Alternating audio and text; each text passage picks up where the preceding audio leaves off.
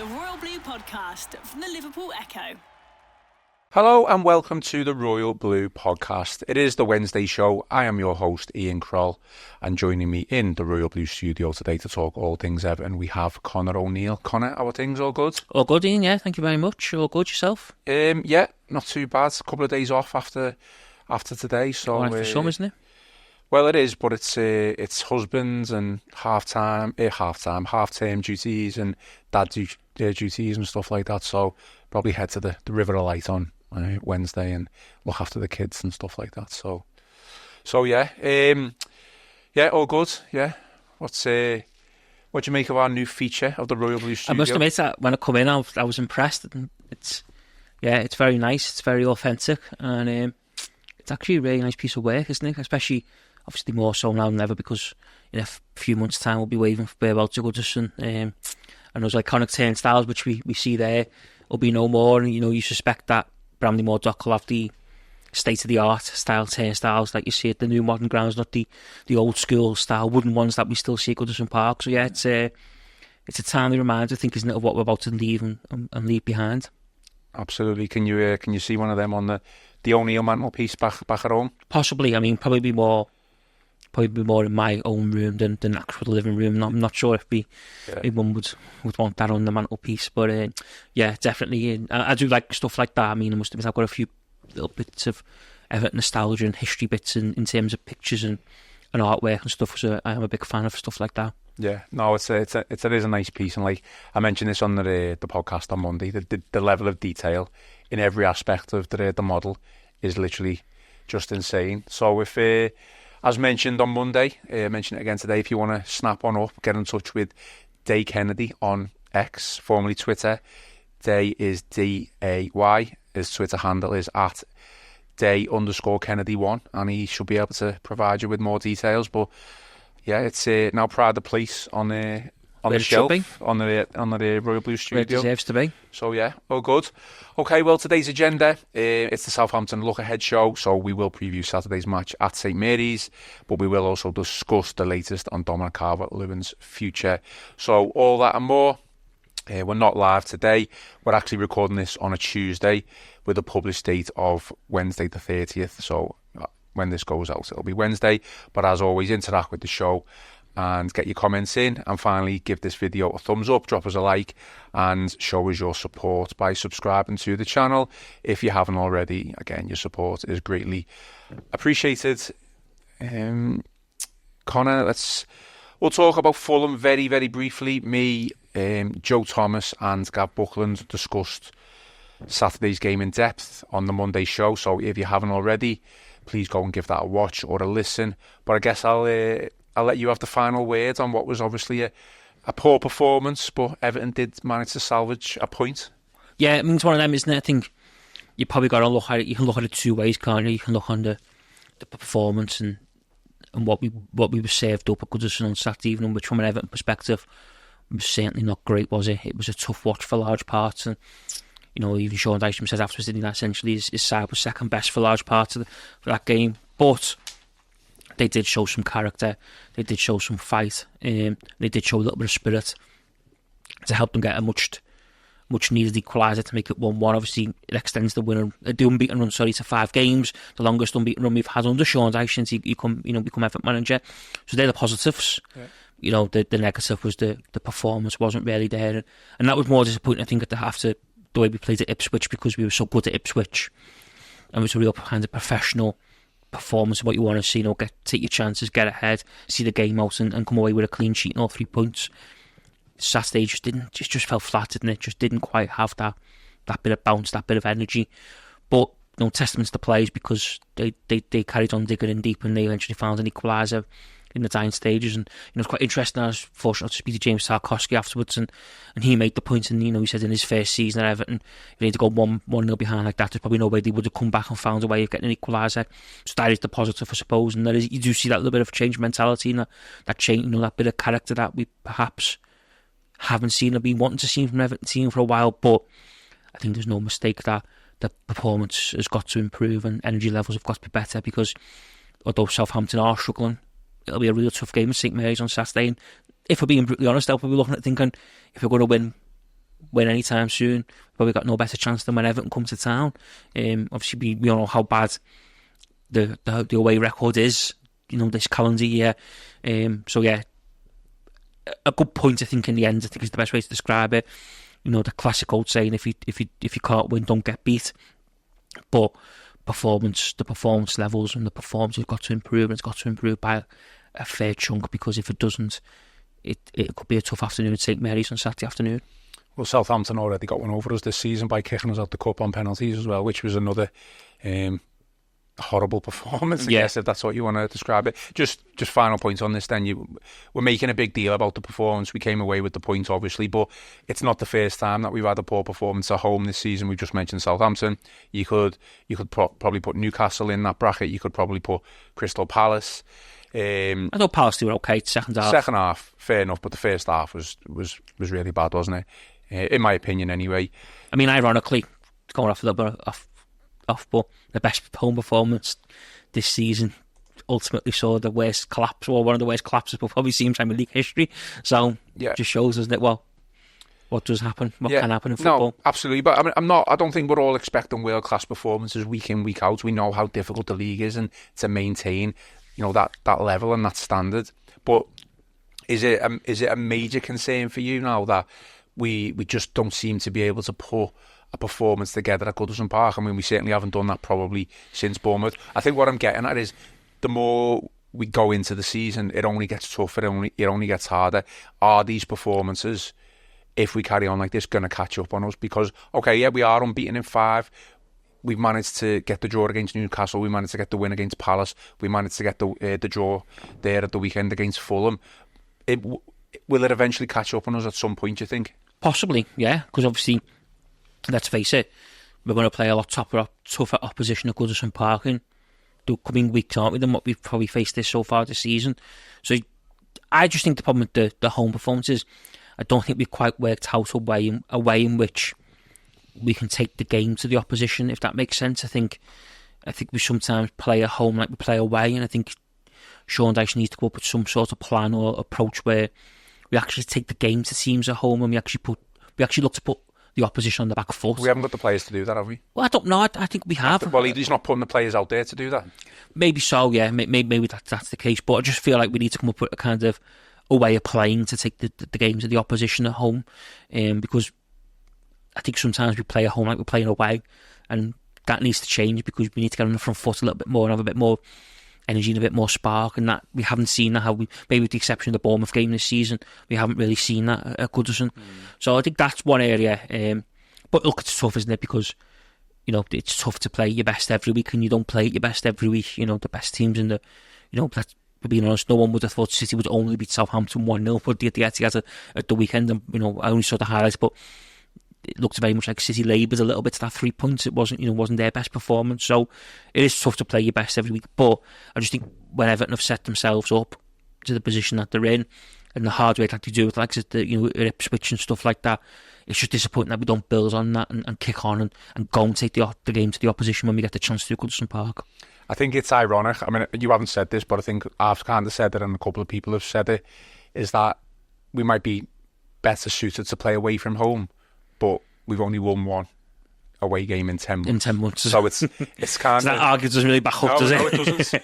But I do think we are better suited sometimes to play away from home, because the emphasis is not on us to do anything with the ball. And we'd have to take the game to the opposition, do we?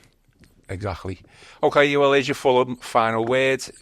Probably the less said about the performance, the better. But Everton obviously did get a point, stayed unbeaten, and move on to Southampton on Saturday, which we will come on to and preview. I think we'll move on to the future of Dominic Calvert-Lewin.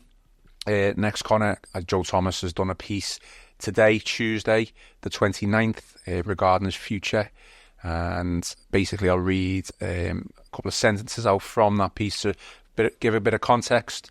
So, Joe has wrote, Dominic Calvert-Lewin has dropped the biggest hint so far that he wants to remain at Everton until the end of the season. The forward's future remains uncertain, with his contract set to expire in the summer. It means Everton will have one final chance to bring in a fee for the 27-year-old should offers materialise in January. So Connery's done an interview with Everton Club Media, and Joe's done a piece on the back of that. So again, just for context, this is what Calvert-Lewin has said in his interview. He says, quote, "For me, I'm joint third top scorer in the Premier League for Everton, so I need 13 more goals at this moment in time to surpass Romelu. As you can see, I know a lot about that. That's been something on my agenda from the start of the season. Being Everton's all-time highest scorer in the Premier League, for me, that would be a very, very proud achievement." I mean, what do you make of those comments first? Because it's definitely a hint that he would like to surpass Rom. It's a big ask. Yeah. 13 goals. And he hasn't. When was the last time he did that? Carlo Ancelotti. Yeah. Under Carlo Ancelotti, wasn't it? So, yeah, it's a big ask. It's probably is a hint that he might be looking to now stay. I think that the Calvert-Lewin saga, though, in my opinion, is probably going to run on for a few more months. I don't think we're any nearer to getting some sort of outcome. Or, I know Sean Dyche said on Friday in his press conference on Thursday, which quotes I think we were on Friday, saying he doesn't want to sell him in January. Because obviously they run the risk of him being allowed to go for free in the summer. So yeah, I think I can understand what he's saying. There's a clear hint, I think, that he does want to stay, but whether he does stay or not, I think it still remains to be seen. I think there's still a little bit more time to run this kind of saga, contract standoff, etc., whichever way you want to play it. I mean, I'm convinced, and it's probably on the back of the fact that he's rejected, or I guess he hasn't really rejected the contract yet, has he? He just hasn't signed what they've offered him. I guess there's... Which he's entitled to do. Yeah, but people could say that is a rejection. I think someone said he's letting us down lightly with maybe this interview, and for me, I'm convinced that he is going. I mean, Sean, you mentioned Sean Dyche there, which I was going to come on to, because he did say last week, he said something along the lines that he fully expects Calvert-Lewin to stay in January. I think that's probably on the back of the fact that right now, as we stand, options are a little bit limited. I know we got Beto, who scored, which we'll come on to, but he scored on Saturday. But we got Schmidt, who's out injured, Breuer, who's out injured as well. We're all expecting, hopefully, him to come in and have some sort of an impact. Could the stance change from a Dyche point of view, do you think, with regards to Calvert-Lewin, if Breuer was to come in and hit the ground running and score a load of goals, and then by he's got to do it soon, I guess, because we're October now, nearly November. I guess by January, if he's fit and firing, do you think the club would think, well, we've got a striker who's scoring goals here, we could maybe get a fee now for Calvert-Lewin? Probably not, because I think that's quite a turnaround, isn't it? Yeah. That'd take a lot to do. I don't think that would be the case, unless Calvert-Lewin comes forward and says to the club in December, look, I've maybe mind up on him, I'm not signing a new contract and I'm going to go and play elsewhere next year. That could maybe force Everton's hand a little bit, and they might just kind of look to try and cash in and get some sort of fee. But again, that will be increasingly tough, because people probably know then if they're touting him around that he's probably going to leave, and some clubs will just think, well, hang on, we'll just wait 4 months and we'll sign him. Yeah, sign him at the end of the season. You're not getting much money for him now, aren't you? So, I also think it depends what position Everton find themselves in as a club, maybe on the table, because obviously, if we're mid-table, we look like we're maybe not going to be embroiled in a real relegation battle in the second half of the season. That might sway the thinking a little bit. But, if we're down there and we're, fifth from bottom, maybe only 4 points above the drop zone, because don't forget, we have got an incredibly tough December, probably the toughest December that you could ask for in terms of a run of fixtures. That could have a big play, because the club could think, well, we can't afford to lose them, because you might get 5 goals between here and the end of May, and then 5 goals will keep us up, or ensure that we're not really sucked into a relegation battle. So I think there's a lot of moving parts in all this, isn't there? And I think there's I don't think it's as clear cut as what you say there of if someone starts scoring goals and stuff, then we might think to cash in. I think there's a lot of moving parts and a lot of different elements, and I think he will probably still be an Everton player come the end of January. Whether he's an Everton player next summer, I think still remains to be seen. So I think there's clearly still some doubt or concern on his part about committing his long-term future to the football club. He's clearly looking for a big contract, isn't he? And I think we don't know what he's looking for. We don't know if he's looking for. Does he think maybe he needs a new challenge, a fresh challenge somewhere else? He's been at the club a long time now. Is he thinking maybe it's time to go and play somewhere else and somewhere different to see what he can achieve? It's his last big contract, though, in his career for me. What is he, 27? Yeah, we don't know what he's thinking, do we? We don't know, whether what his motives are behind his thinking. And look, understandably, last summer, when he was offered the contract, you can perhaps, this summer just gone, you can perhaps understand why he was a little bit hesitant, given the takeover situation, what the season was going to be like, etc. There's probably been moving parts on Everton's side of things that probably need to fall into place a little bit. You'd like to think, wouldn't you, by the time maybe get to December, the Fred Group takeover is complete. We're on the cusp then, aren't we? Moving to Bramley Moor Dock. You like to hope that we're in a good strong position in the table, not exactly top 8, top 9, but comfortably in mid-table with a good bit of distance, good gap between us and the bottom, maybe 4 or 5 teams. And then that way we can all kind of sit and think, well, maybe it's a lot better outlook now than what it was maybe 5 or 6 months ago when he was perhaps offered that new deal. The future looks a lot brighter than what it did back then. So there's probably that element as well to it. It seems to me like the club aren't going to budge on what they're offering, otherwise they would have from the outside looking in. Do you think if the Freakins, or when the Freakins come in, anything could change with regards to... Possibly, because obviously they could have their own say, couldn't they? They could have their own opinion on Dominic Calvert-Lewin, it could be one of them, could they, in the sense of they come in and they could say, offer him more money. They could come in and say, actually, we don't think he's worth that. What you've offered him, we don't think he's worth that. So, the biggest thing with all this is a lot of unknown. Yeah, well, of course, it's just speculating. It's all unknown, isn't it? And like I say, it goes back to what I was saying earlier. Like, there's a lot of moving parts to all this, and there's a lot of kind of... It's almost like you got to plot the pieces together, and you might sort of end up with a full picture, but even then it might not be the actual picture. But yeah, there's a lot of moving parts to this, and I think it's a lot of unknown. And I think the only thing we do know is that the interview in which he said so far is the clearest indication yet that he might, commit and sign a new deal with the football club, because we haven't obviously had any other indications from anywhere else that he's willing to do that. Okay, well, let's stick with Calvert-Lewin for the time being, but let's also bring Beto into the conversation.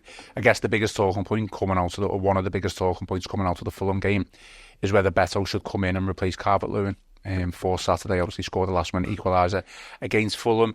I've given my opinion on this particular topic on Monday's show, so if you want to go back and listen or watch that, you can do. What's your opinion? Should Beto come in for Calvert-Lewin? It's now this obviously is a question that's been going on for most of the season, and I've been pretty kind of steadfast in that I think Calvert-Lewin should play over Beto, because I think he offers more in terms of hold up and bringing others into the game, and his all-round game is a lot better. But now ultimately Beto has scored. It brings into question, well, how many goals has Calvert-Lewin got in recent games compared to Beto, etc. For Southampton away, I would still stick with Calvert-Lewin. I just think he's the perfect player to play away from home in terms of... I thought Ipswich, for instance, I know he was guilty of missing 2 or 3 gilt-edged chances, but I thought his all-round play was superb, and I thought he was a real handful for the Ipswich backline. I can see him doing similar this weekend to Southampton and really kind of pinning their back 4 back, putting them under pressure, and forced himself on the game. And for that's why I would stick with Calvert-Lewin this weekend. But I think if Beto is to come off the bench for half an hour and is a handful himself and maybe gets a goal again, then I think if we're having this conversation this time next week going into West Ham, there could be an argument that Beto deserves his chance and the opportunity to stake his claim. But as we sit here right now looking ahead to Southampton, I would still stick with Calvert-Lewin, because I just think he's got too much to his game that Beto doesn't have. And I think away from home, we saw at Ipswich, if he can produce a repeat performance of what we saw at Portman Road, then I think Calvert-Lewin could make all the difference for Everton. Well, you'd be happy to know that I agree with you, because that's what I said on Monday. I think Calvert-Lewin, despite question marks over his goal scoring ability and obviously some, your words there, missing gilt-edged chances. Indifferent finishing, gilt-edge, whatever you want to call it. But, we did have a good striker's performance, I guess, against Ipswich, and I agree that I think that's what we need for Southampton as well. I just think that Beto coming in, the manager would need to change his approach of how the team plays, and he's not going to do that. I don't think he can do that. And Beto's not the type of player that Calvert-Lewin is, and it'd just be a waste. But it could be. I just think. Sorry, just to interject. Sorry, there's obviously an argument now, isn't there? If like Calvert-Lewin needs a partner, who needs someone to play up top. What we do know is that Calvert-Lewin and Beto together as a two doesn't work. Why doesn't it work? I think they're just too similar. They want to do the same thing. You know, they both want to maybe perhaps say the same way. So, but then again, we're limited at the minute, aren't we, to what who actually go play up front. But you know, the only thing you do is put a 10 off them, which is basically what we play anyway. So that's not going to change. The whole thing of maybe like playing a different formation as Southampton isn't going to change because of that. And also, I think Sean Dyche is not going to go to Southampton, which is a huge game, by the way, because he knows better than anyone. He can't afford to get beat. You know, if he gets beat on Saturday, puts him under pressure. You know, going into West Ham, because people will say, well, last week against West Ham it wasn't great. Last week against Fulham, the performance wasn't great. We've been beaten this week at Southampton, and now all of a sudden we're going to West Ham, who've probably got the tails up now because they just beat Man United. If they get a good result this weekend, that's another big game. And then all of a sudden, you know, we're facing, you know, Dyche is probably thinking, oh, you know, here we go again, the rumours will swell, and, you know, people start having a say on X, Y and Z around his future. So he'll know more than anyone this is a big game, and because of that, he's not going to rip a tried and tested formula up, is he, to try something different or to do something different. No, well, he's going to stick with what he knows and what he knows best, and I think we'll see a similar setup and we'll play similar to what we did against Ipswich at Portmore because it works so well. I mean, we'll come on to it now, you know, for previewing the Southampton game, but when you say he's just going to, you know, do what he's done previously, I think he can't do what he's done previously to an extent in certain areas. He's got to change it up a little bit. Certainly at home, okay, Southampton, it's going to be a bit of a different game. I think they're going to have the lion's share of possession, and I think we're going to look to make the most of every opportunity that we can in the final third, which is obviously going to be limited. How we do that, whether it's through set pieces, long balls, you know, I know we're not great at counter-attacking, but I'm sure we could muster up some sort of counter-attack if we tried. I think the 4-4-2... We're not playing 4-4-2. No, I know we're not. But let's bring it into the conversation, because let's look at Fulham. Now, Fulham absolutely dominated us. I can't even believe that they didn't win that game on Saturday. When we changed to 4-4-2, although being a bit unorthodox with Michael Keane up front alongside Beto, we did obviously give Fulham a couple of problems.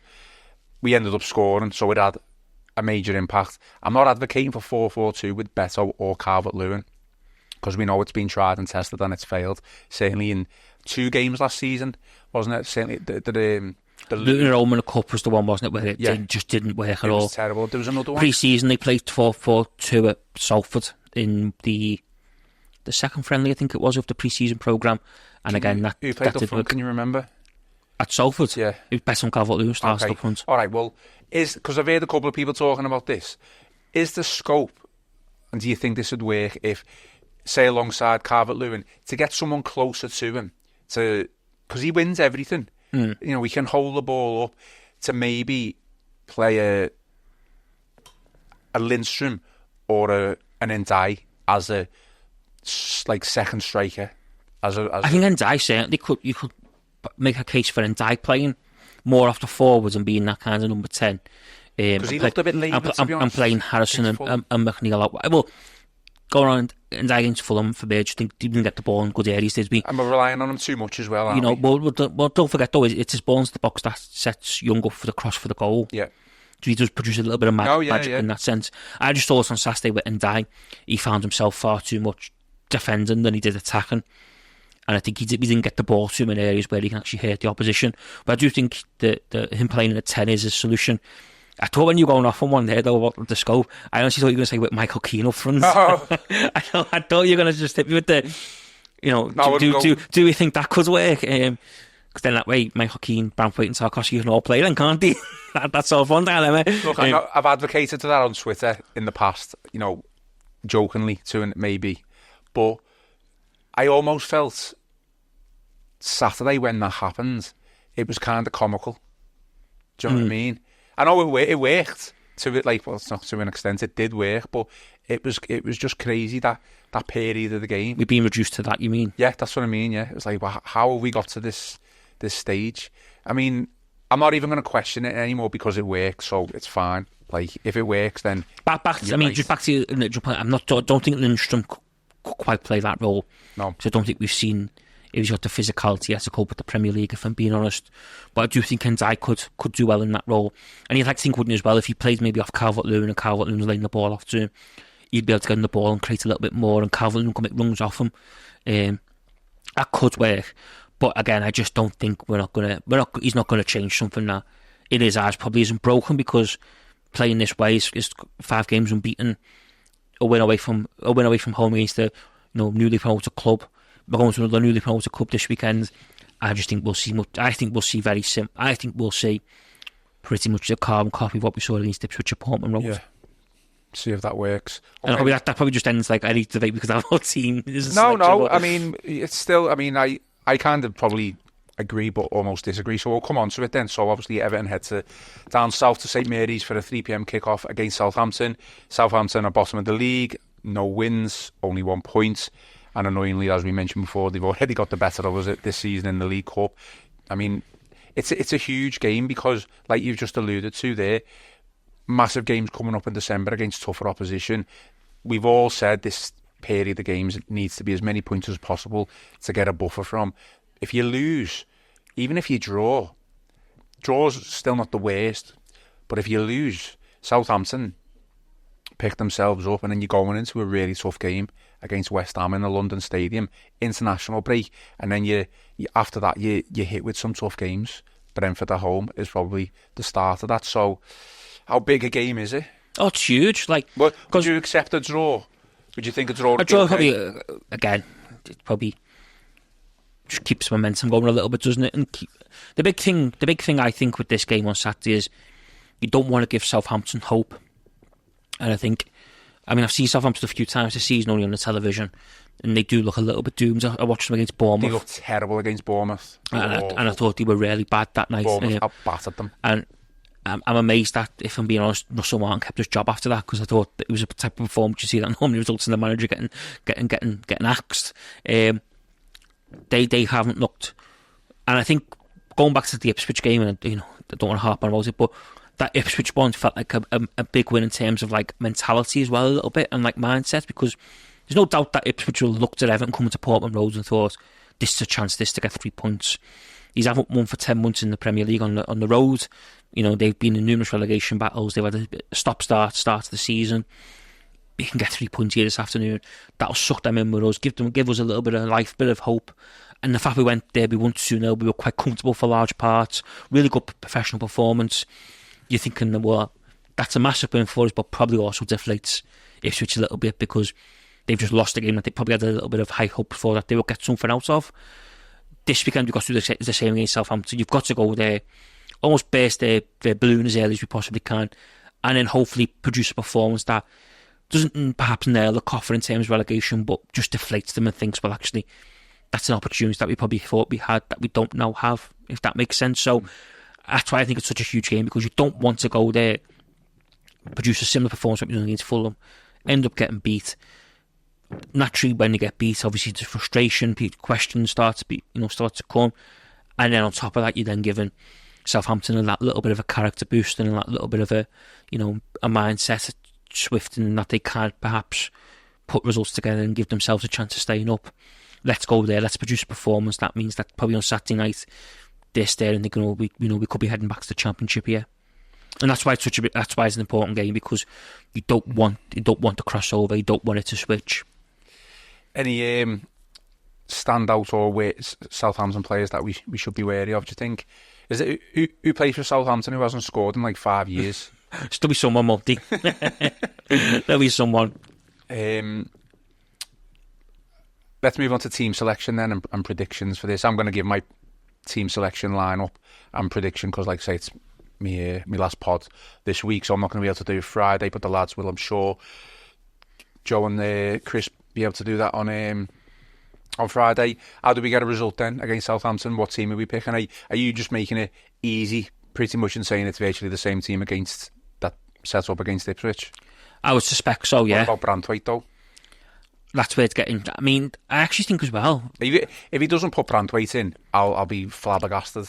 I actually think as well we've got an interesting conundrum at right and left back, because I don't think Michalenko's been great in recent weeks. I'm glad you're bringing this up. And I actually think there's probably an argument to be made that Young should move over to left back, and Patson or Coleman should be getting a nod at right back, and be freshening things up that way. Yeah. Michalenko should be out the team. I think Michalenko struggles, and I thought that clearance on Saturday, I don't know if you saw it the first half, so that was abysmal. Like, I mean, that's not even schoolboy stuff. I don't think he's been great for a few weeks now, and look, I don't know whether he was one of them players, wasn't he? He was injured, and he had a bit of a stop-start pre-season because he had a few knocks, and whether he's come back and maybe, you know, it's catching up for him a little bit now and stuff like that. But I actually do think Daesh got an interesting decision to make there, because I honestly wouldn't be against Young going to left back and Coleman or Nathan Patson being given a nod at right back to come in and freshen things up that way. Well, Gav Buckland made the exact same point that you've just made, but he kind of said it on the basis of just look at the competition that we've got. There's virtually no competition around the squad, although there was a little bit of competition in defence with Keane, Tarkowski and Branthwaite. Look how Keane's improved of late because of competition. Michalenko's got none of that. Yeah. So... We're essentially playing a 39-year-old out of position there to cover him, aren't we? But for all intents and purposes, he's done well anyway, Ashley Young, but he's done well when he's been called upon to play left back. Yeah. Leicester, he did very well. Got the assist. I actually believe he's a better left back than he is right back, which I find a little bit mad because he's obviously naturally right footed, isn't he? So, what team are you going with first? Because you've just said there Sean Dyche is not going to rock the boat. He's probably not going to do that. I'll tell you what, I'll do. The team I think Sean Dyche will pick is the one that we saw similar to Ipswich. But my team on Saturday, I go with Pickford in goal. I play Coleman at right back, Young at left back, and Branthwaite and Tarkowski as the two centre backs. Branthwaite and Tarkowski, okay. Yeah. I mean, Michael Keane's done really well, and I feel really sorry for that because he's took more than his fair share of pelters over the last couple of seasons. You know, he's been on the end of some fierce criticism from supporters, and sometimes, you know, you could understand why, because he didn't cover himself in glory. Other times it was probably perhaps too harsh, and he's done nothing wrong. But when you've got a player as good as Jarrod Branthwaite and someone who, you know, we all see a bright future for and think he's great, you can't leave him on the bench, can you? You can't. You just can't. Well, he did. Yeah, but, you know, for 2 games, not again. Seems a bit of a stretch, doesn't it? So, you know, it's really harsh on Michael Keane, really harsh. But, you know, when you've got someone... The way I look at it is, you know, and I'm not saying he's as good as him now, but there's no reason why he can't become as good as him and he needs to come is. If Liverpool... Van Dijk was out, for instance, and had an injury and he was back fit and he was available, but Quansah and Ibu Konate done quite well, you would suspect that Slot or Kloppy for him would have had no hesitation in taking one of them to and put Van Dijk straight back in because of how good he is and the aura that surrounds him. Yeah. Branthwaite is along similar lines, isn't he? You're not wrong. A lot of people have made that comparison. You take him out, you put him back in. So that would be my back four. I would go Coleman, Tarkowski, Branthwaite, and Young. Yeah. Before you do, I just don't think there's a lot of, you know, there's always a lot of debate. You play your best team. The players go in on merit. I think there's arguments for both. That's why Young's still in there, probably over Coleman for me, who's still our best right back at the club, even at the age of 39. You just don't leave Jarrod Branthwaite out of the team whatsoever, and he did. He can't do it again. Okay, that's your defence and your goalkeeper. Midfield incest them because we just struggled completely. Well, I would go Mangala and Idrissa Gueye as the 2. Then I play Ndiaye in the 10. Harrison on one wing and McNeil's obviously a question mark now, isn't he? Because obviously he went off at the weekend. Yeah, it's a good shout. We don't know if he's going to be available. If he is available, I'll play McNeil and Harrison out wide. But you suspect if he's not available, then it'll be Ndiaye on one side, Harrison probably on the other, and it'll be Doucouré with Calvert-Lewin up top. So that if McNeil doesn't make it, my midfield 3 would be Doucouré, Mangala and Idrissa Gueye, with Ndiaye on one side, Harrison on the other, Calvert-Lewin up top. But if McNeil was to be fit, then I'd play McNeil on one side, Harrison on the other, and Ndiaye off Calvert-Lewin. But obviously, the injuries again strike, don't they? I forgot McNeil was potentially injured. So I've got him in my team, but we'll see what happens. It's still early in the week. This is a look ahead to Saturday's game. I'm going to go with Pickford, Young right back, Branthwaite absolutely goes in. I'm going to drop Tarkowski and I'm going to keep Keane in. I just think if anything, that's what he should have done on Saturday for me.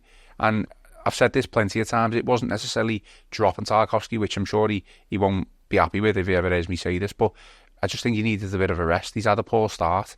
It's levelled out a little bit.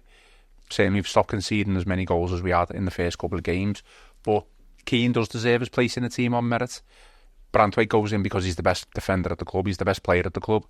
Mykolenko is a very interesting one, and I don't disagree. In fact, I completely agree. I don't think Dyche is going to change the way his mindset or the way he plays. So, although Mykolenko was extremely poor on Saturday against Fulham, I think he probably deserves a chance to put that right. So he stays in for me. But I think there's scope for Young to move over to the left side and Coleman or Nathan Patterson to come in at some point in the future. So there, it's Pickford, Young, Keane, Branthwaite and Mykolenko. Midfield, again, it's very similar to in terms of the setup and how we're going to set the formation up. It's Guy. Mangala comes in for Doucouré. Thought he actually Doucouré started okay against Fulham and then it just fizzled out completely. And when Mangala came on, he completely different. Made a massive impact, didn't he? Absolutely. So Mangala and Guy are the two midfielders, and then it's Ndiaye on the left, McNeil in the middle, and then I've got Lindstrom, to be honest, because I did think Harrison was poor. He had a good game against Ipswich, so I think it could be in Dyche's thinking that it's another away game against like you mentioned before, a newly promoted team, Harrison. It's probably about his level that he could probably do well against, but I'd probably bring Lindstrom in just from the fact that Harrison was really poor against Fulham, and then obviously Calvert-Lewin starts as well. So that is my team. Final thoughts then with predictions. Are you going to go for a win? 2-0 win. 2-0 win. Goals in either half. Okay, I like that. I like that positivity. I'll go with a 1-0 win. Fingers crossed. It's going to be a tough, long journey to St Mary's for the travelling Everton fans and Chris and Joe. But fingers crossed that we can get a win. Any final thoughts then before we finish off? No, I think we've chewed the fat enough there, haven't we? Certainly have chewed the fat. Over that 40-45 minutes. Yeah, it has been just under 40 minutes, to be honest. So probably a quick show for us of late. We've been going over the hour. So yeah, I hope you've enjoyed it. That is all for today's show. Please remember to hit the like button, give us a thumbs up and subscribe to the Royal Blue YouTube channel if you haven't already. We're also on Apple and Spotify.